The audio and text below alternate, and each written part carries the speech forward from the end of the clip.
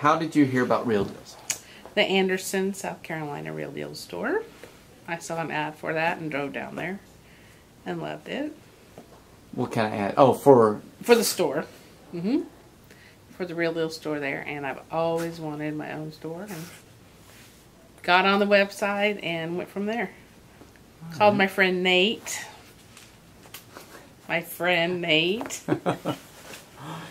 Okay. It was love at first voice, talk? Yes. Oh, nice.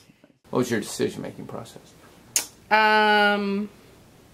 It was really, for me, it was a good situation because it was kind of a casual approach as far as I had to look for a space for 8 months, and there wasn't, I don't know how to explain it. It's not like I had a piece of paper hanging over my head saying you have to do this. It was an organic process where we just kind of waited until the right space came along, and I felt like it was a good fit for me because it wasn't a big, huge company, and that would have intimidated me. What about the 2-day-a-week thing? What did you think about that when you first heard about it? I liked that very much, and I honestly thought, but what if I want to be open more than 2 days? And I kept thinking that, what if I want to be open more than 2 days? And they kept saying, you won't want to be open more than 2 days, and they're right, because it all makes sense now that I have a store, and you just, the anticipation that you build and everything is part of the whole brand. So they're right, I don't want to be open more than 2 days because it makes it special Thursday and Saturday. What would you do different looking back? How long have you been open here? 2.5 years. 2.5 years. So looking back 2.5 years ago, if you could talk to... Do you really want me to Laura, answer? yeah, what would you change? I would seriously, I would be more financially, fiscally responsible and conservative, more conservative. I was given a certain credit line with my bank, and I spent that credit line. If I was given half that credit line, I still could have made it work. So I would just wish I would have. Do you know what I mean? I feel like I just said, okay, yes. I needed to.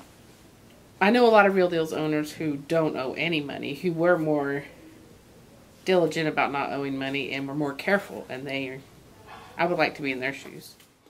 How about the systems? Has there been more of a buy-in to the system as you've gone on, or? Well, I think there's been more of a system made since I've Good point. bought on. So yeah, the more things that are added to being a Real Deals franchise owner, the stronger the brand becomes, and the more I need to buy into that because obviously it works. What's your favorite thing about your store? About my particular store, or do you mean? Mm-hmm. Yeah, your store. That I love all my customers, and obviously the socialization part, and I love when everybody tells me how gorgeous my store is, even though I don't do any of the merchandising. I do buy the stuff, but I don't, and I just love it when people come in and say this store is gorgeous. And I love it when they come in and they say, oh my gosh, I bought that somewhere else for twice as much. I can't believe how good your prices are. Yeah, somebody just said that out Just there? said it, yeah. I heard it. How much time do you spend per week in the store? Of course, it depends on the season. This is summer, so I'm seeing a bit of even though our sales have been really good, even much stronger than last year, I'm not sure if I'm getting better at managing time, but during the summer, I'm here maybe 4 days a week, maybe. And that's including Thursday and Saturday. I'd like to get that down to 3 days a week, including Thursday and Saturday. So one other work day. And I think that'll happen because I have a really good crew now. Maybe not at Christmas, maybe not last quarter, but I think we can, with our organization and with the great crew I have working now, I think we can get it down to 3 days a week. What do you attribute the success this year over last year to? As I have said before, there's not one single thing. It's probably just things that I've just built. Of course, your customer list just automatically grows. New people coming in, continuing advertising.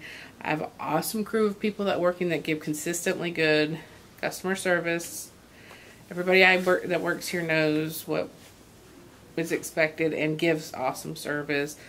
I'm stocking the store to as much as I can, packing it in, and it seems like as long as I pack it in, it goes out the door.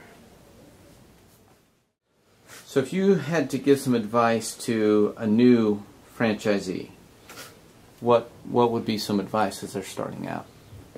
You mentioned fiscally, you know, be fiscally more, yeah. I'm the kind of person that I think I need to know everything.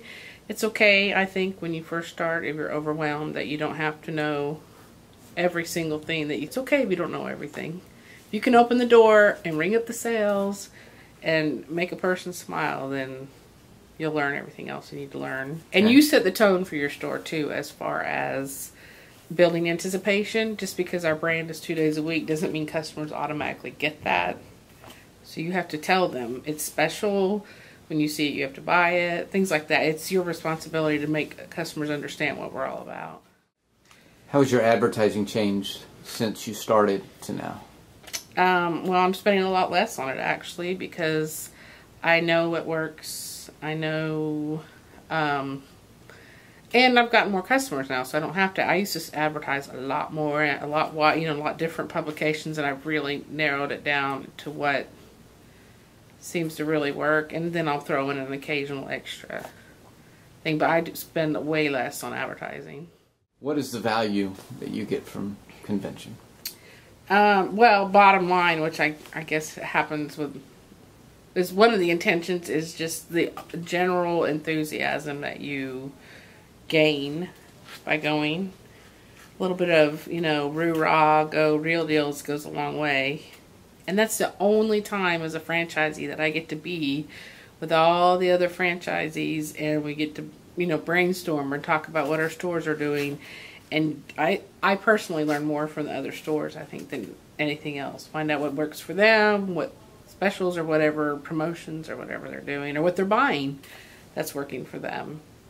And then, of course, we get the expertise of the Real Deals board and employees. But I do love just the whole camaraderie and learning about what everybody else is doing. Did you take anyone to convention last year, or was it just you? No, last year was just me. This year she went with me. How was that? How was that difference? I mean, you come back all alone. You have to explain it to It's everybody. really nice to have somebody that was there and saw the same things I saw, maybe interpreted some of the things I saw differently. Because she does all the merchandising and I don't, that she got a whole different side that I didn't get by seeing like how the twin store is merchandised and how their gondolas are done. Or when you first bought into the franchise, you went out for training. What was that experience like? Overwhelming. I wish I would have paid more. Same thing I said through my 12 years of primary and junior high and high school is I wish I would have paid more attention, because I was just so excited and so overwhelmed that I didn't focus on what I was being taught.